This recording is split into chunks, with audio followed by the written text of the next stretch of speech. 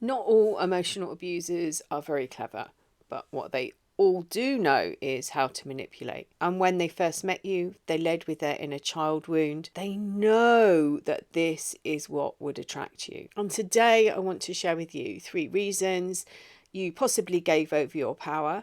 Welcome to the Divorce Sanctuary. I'm Elizabeth, author of Finding Lily and the A to Z of Emotional Abuse. I work with clients who are coming out of emotionally abusive relationships. I help them get the closure they're looking for, and I take them through a process and help them discover and heal their original wound.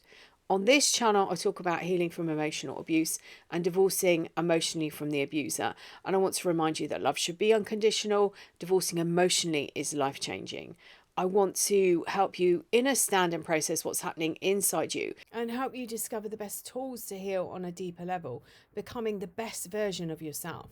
If you're new to the channel, please don't forget to like and subscribe. If you're returning, welcome back and thank you so much.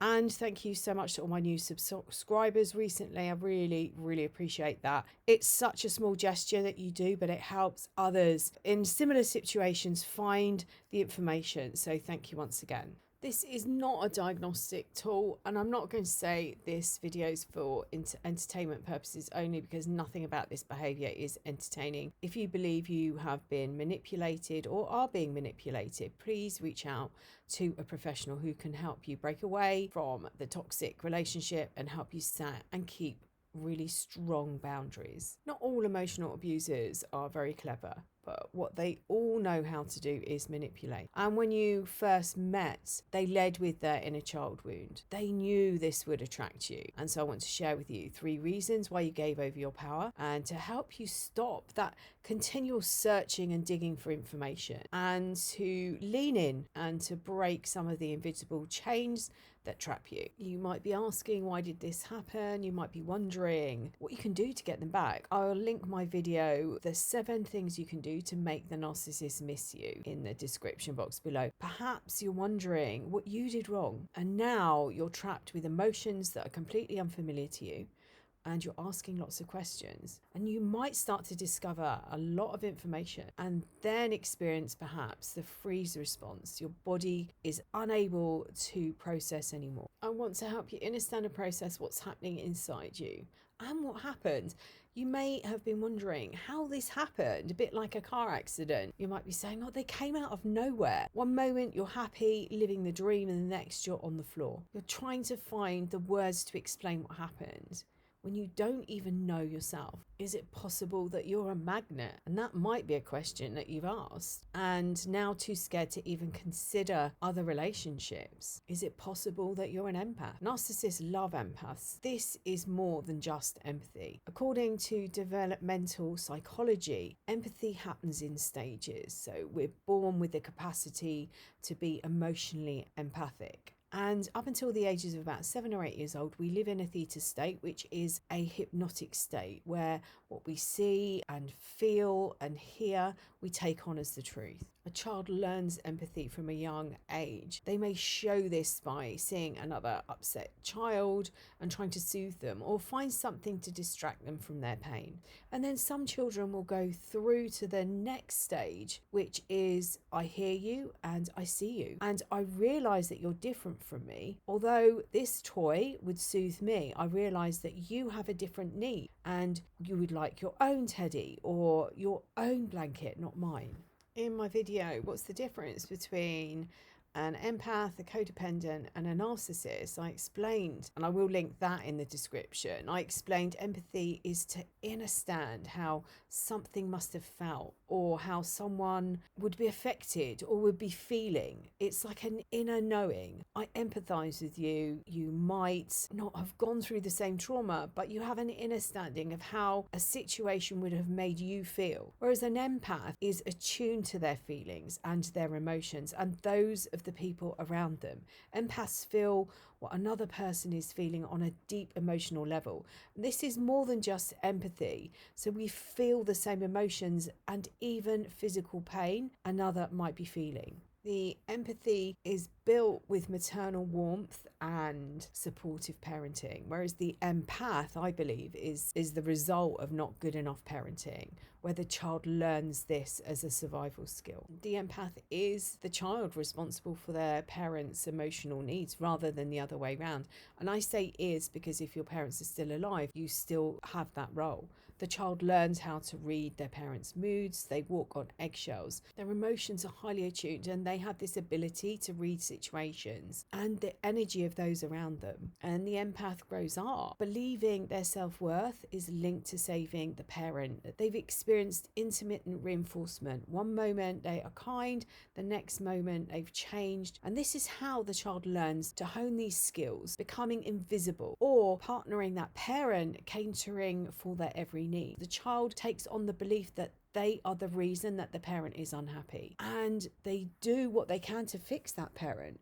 The child believes that they are the problem and they aren't good enough. Everything they hear and see and feel in those first 7 to 8 years of their lives lay the foundation for their adult lives. So this non-verbal communication is received from the absent parent. It's teaching the child they have to work hard for any attention, and the child is taught to hang on, waiting for the attention of their parent, thinking, please mommy, have I been good enough now? So not all emotional abusers or narcissists are very clever, but what they all do know is how to manipulate. And when they first met you, they led with their inner child wound. They know that you will be attracted by this. The narcissist is able to mimic cognitive empathy.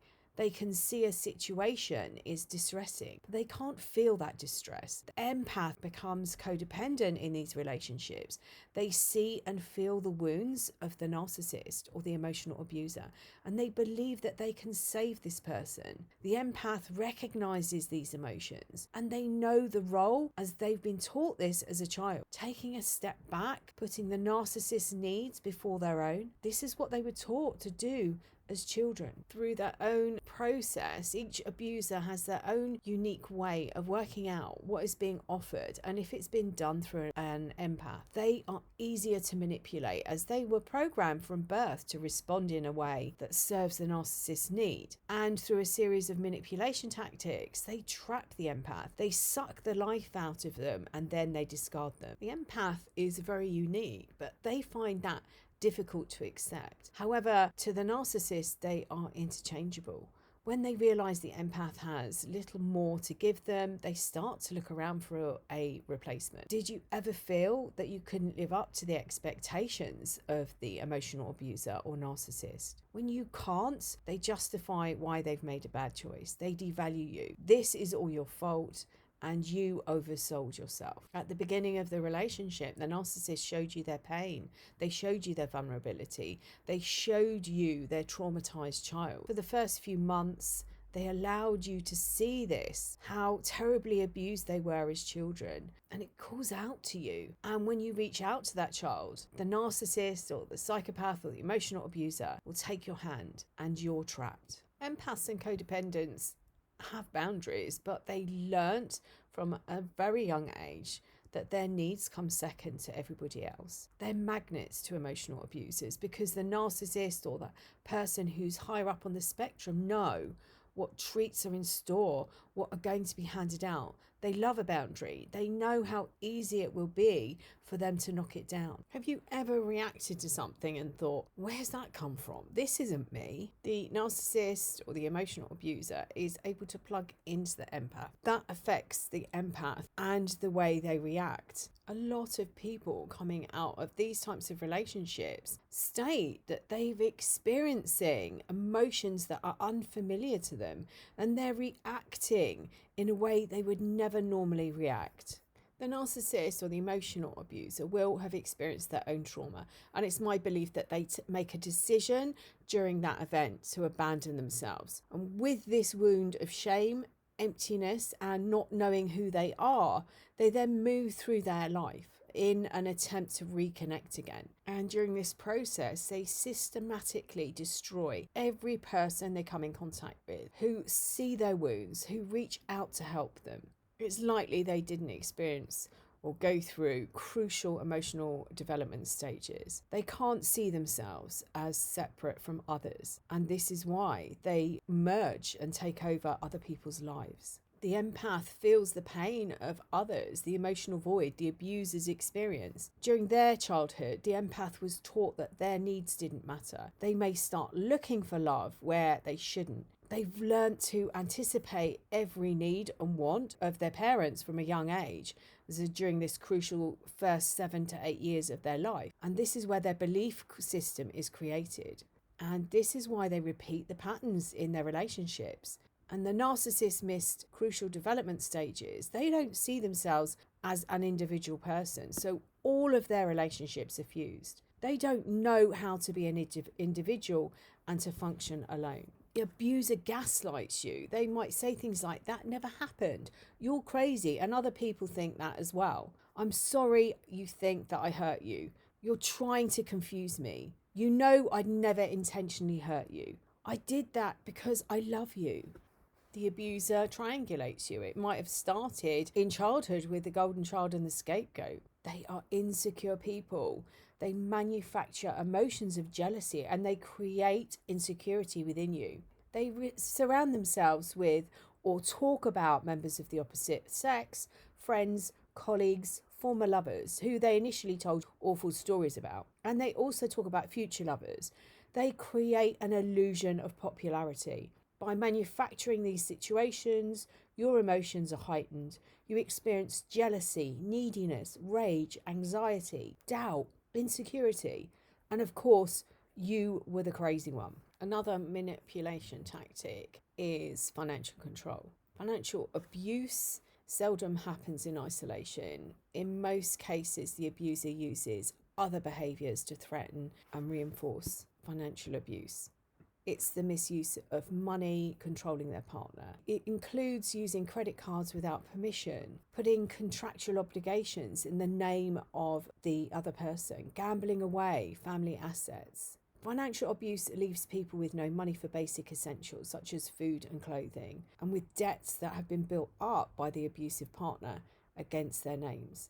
Even when a survivor has left, financial control can still be exerted by the abuser with regard to things like child maintenance. And sadly, the majority of survivors experience financial abuse at some point. There are so many different forms of manipulation. These are what I believe are the top 3. What would you say your top 3 are? Put yours in the comments below. In the A to Z of emotional abuse, I've listed so many more.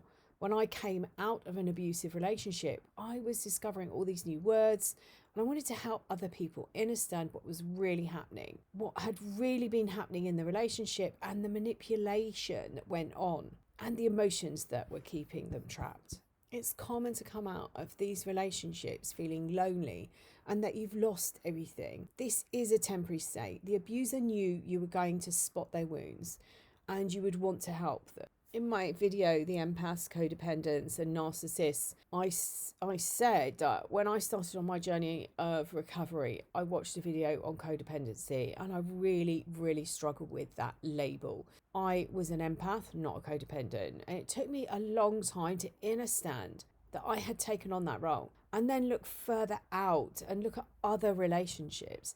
I, at that point, had been on my spiritual journey for just coming up for 2 decades. It took a lot for me to admit that I wasn't just an empath, but I'd played this codependent role. And that was the pivotal moment in my healing. It took me a while to work through various stages of how this has happened. And I needed to process the emotions and work out what was mine and what I had taken on. I have been at that point working with wounds for nearly a decade. And it was this understanding that helped me go deeper. And with that understanding is how now I work.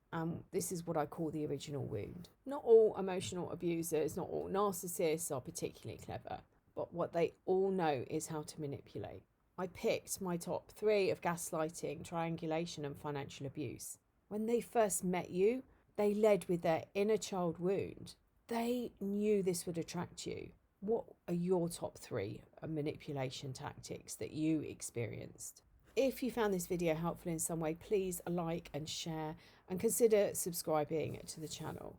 I'll put the links to the various videos in the description box below. I'll also put a link to my podcast, the Mindfuckery podcast. And I'm sending you loads and loads of love. Until next time.